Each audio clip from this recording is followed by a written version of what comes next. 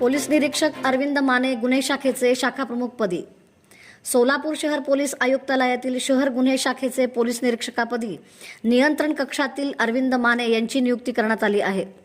याबाबतचे आदेश पोलीस आयुक्त एम राजकुमार यांनी दिले आहेत।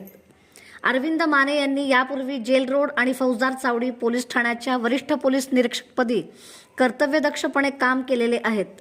गुन्हे शाखेचे तत्कालीन पोलीस निरीक्षक सुनील दोरगे यांची सहाय्यक आयुक्त म्हणून पदोन्नती बदली झाल्यानंतर त्यांची जागा रिक्त झाली होती।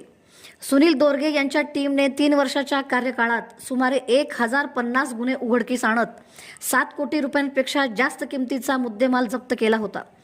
ते 14 ऑगस्ट 2025 रोजी कार्यमुक्त झाले होते।